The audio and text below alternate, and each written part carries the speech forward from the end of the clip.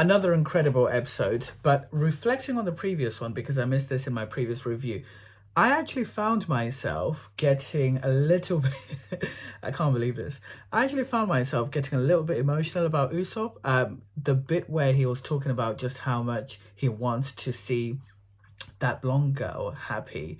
I got emotional about, not tears, mew, mew, mew, but I mean, I got emotional in the sense that I could feel his genuine want for her to just have a better time, and he's not getting props for it. He's not getting his dues because everyone just sees him as a liar, and the only person that really rated him was actually that girl. So for her to then slap him, that must have been painful, because that's the only person who he was doing all of this for. So I just wanted to quickly say that before going into this review.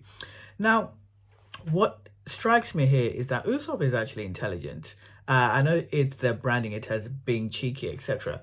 But when he was setting up that plan with the oil, etc., it's super intelligent. Yes, it's the wrong place, but we are being told at an early stage that if probably Usopp joins the crew, he is going to be the strategist. It makes sense. Yes, when they throw the little pins, which reminded me of the Undertaker and Mankind when they had the Hell in a Cell match and they had those pins, but whatever. When he had those pins and he knew to throw them there to stop people from coming, that was also intelligent. Yes, they delivered it incorrectly, but I like that Usopp is being set up as that person with strategy. And this is consistent with his lies, because for him to have been lying about goldfish, etc., and all of those lies, you need to be creative.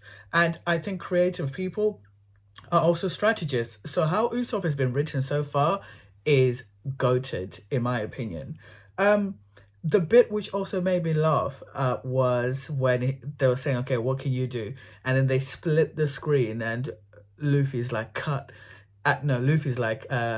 Zoro said cut, and then Luffy was like stretch, and then Nami was like hide, and then Usopp said hide, and then like that was hilarious how they delivered that. So the humor in this show absolutely continues to deliver. And even after it delivered, I love how the show then went dark real quick, and is very, very good for Captain Kuro to actually go kill off that other butler, or at least attack him, because too often in these shows they kind of PG-fy it, so people just get punched or they just get hit. But he actually had the Wolverine blades out and they had blood on them. Like, it was actually quite graphic, and I think we need that sometimes in anime, so we actually see bad guys, even if we kind of have an inkling that they're going to be temporary bad guys, they still need to feel like a threat, and Captain Kuro very much does feel like that. Now, Django as a character, he's an oddball, but I like that because we know he's here for a short time, not a long time. No, here for a fun short time, not a long time, maybe. But he is still quirky in the sense like he woke up on the wrong side of the bed and then he was in a good mood. Sometimes when he does his hypnosis, he gets it sort of wrong. So I like that even though this is probably going to be a side character, sort of cannon fodder type-esque person, he's still kind of vibey, so that's great. Nami and Zoro's little clashes, so when Nami flipping put Zoro to the back, I love that because it's consistent with her character. From early, we've been saying this Nami is kind of sus, but now we know that she rides out with the crew.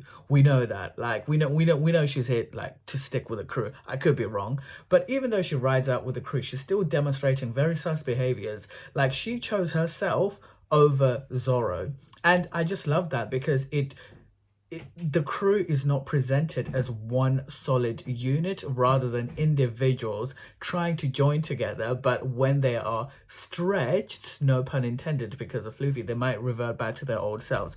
So that was great, because I think it's very realistic. Usopp, high key, I think he's actually a very brave character, contrary to his legs shaking, etc. Because everyone knows that cheesy saying, like, courage doesn't count unless when you do something when you're scared. He is scared, but he's actually acting out. Like, whereas I feel Zoro and Luffy, they're built different. They are strong, so they have less reason to be scared. But relatively to what they can do, them fighting those pirates, that's light work to them, but it's a big deal for Usopp. So what Usopp is demonstrating speaks high key of his bravery. Luffy and Zoro, they're anime shonen characters. They're going to be brave, but I think it would be unfair of us to see them as higher than Usopp in any sense because they haven't been tested the same way Usopp has. So that's my point. How they Nami's motivation by loot, I thought that was great. I loved how Usopp was like, I'm going to take command here, you go fight, etc. And then they had the back and forth. That was hilarious.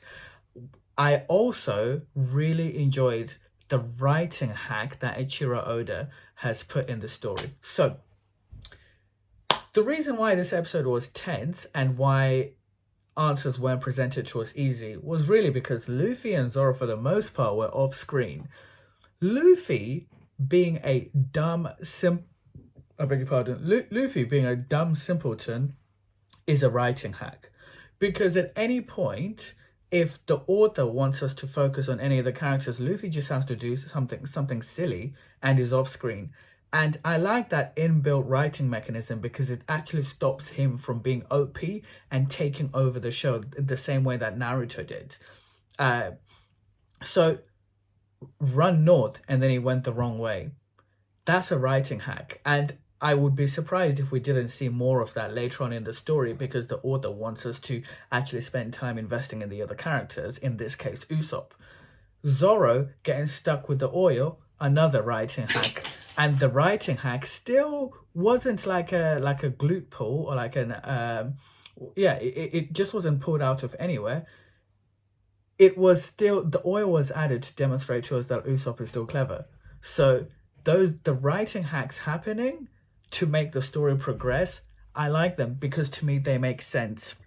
So great show so far. Two more things before I close off. Funny how Luffy was like, you didn't tell me which way north was, so that was funny. I like the disjointed nature of them. And the other thing, I was just laughing at how they threw the stars and some of them fell behind them, which actually, funny enough, same thing once happened to me, except I wasn't throwing stars. I was in a food fight. I threw a yogurt and I was laughing, thinking, yeah, the yogurt's gone, but it actually poured down my back and I didn't notice until I went to class. So I can relate, though I'm not an anime character myself. But that was great. Eiichiro Oda is a great writer. Changed my mind.